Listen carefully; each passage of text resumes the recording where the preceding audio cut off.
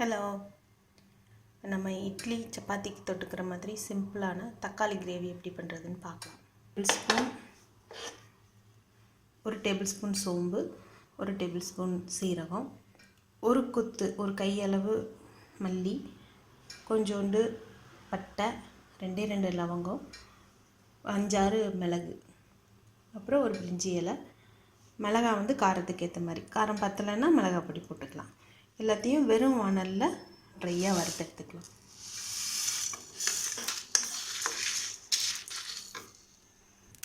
வறுத்தாச்சு. இப்போ இது எல்லாத்தையும் ஒரு மிக்ஸி ஜாரில் மாற்றி வச்சுக்கலாம். மறுபடியும் எண்ணெய் ஊற்றிக்கலாம். ஒரு 25 ml வாக்கில் எடுத்துக்கோங்க.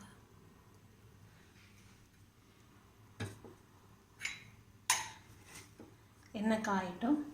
காஞ்ச உடனே இஞ்சி ஒரு தம் சைஸ் எடுத்துக்கோங்க. 2-3 பல் பூண்டு,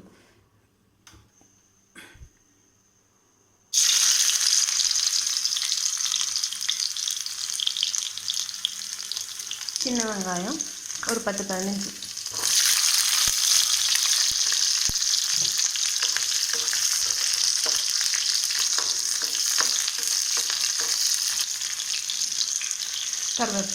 கருவேப்பிலை நல்லா ஒரு குத்தளவு எடுத்துக்கோங்க. தாராளமாக போடலாம், ரொம்ப நல்லாயிருக்கும் ஃப்ளேவர். எல்லாம் ஒரு வதக்கினதுக்கப்புறம்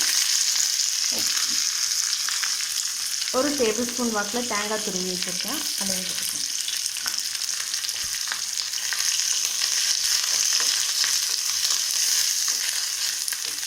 இப்போ இதை ஆல்ரெடி வறுத்து எடுத்து வச்சுருக்கிற அந்த ட்ரை மசாலாவோட ஒன்றா போட்டு அரைச்சிடணும்.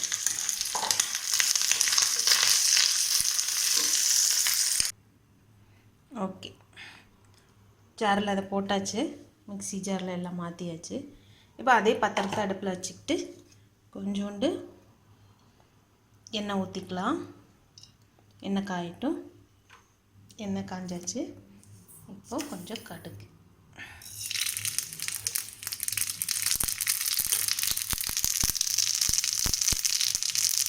வெங்காயம் கம்மியாக போட்டால் போதும், இன்னும் ஆல்ரெடி அரைக்க போகிறோம் நிறைய போட்டு.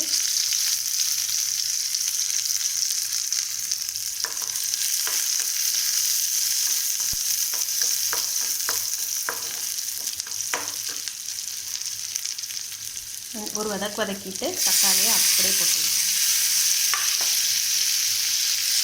தக்காளி போட்டு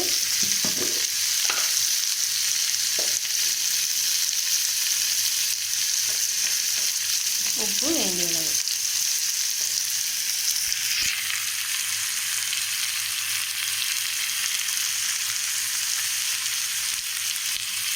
கொஞ்சம் மஞ்சள் பொடி,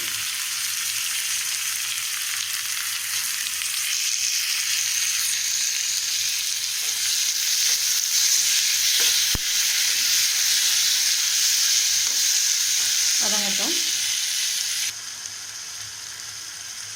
கொஞ்சோண்டு சர்க்கரை,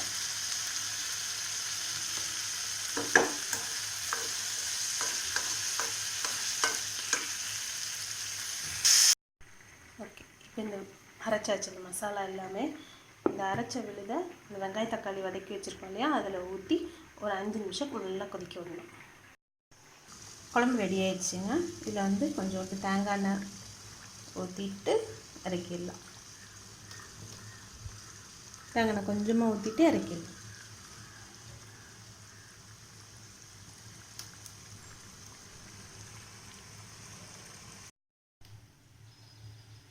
கிரேவி ரெடி ஆயிடுச்சு, தக்காளி கிரேவி. ட்ரஸ்ட் மீ, இது ரொம்ப டேஸ்ட்டாக இருக்கும். இட்லி சப்பாத்தி சாப்பாடு கூட எடுத்துக்கலாம். வாங்க சாப்பிட்லாம்.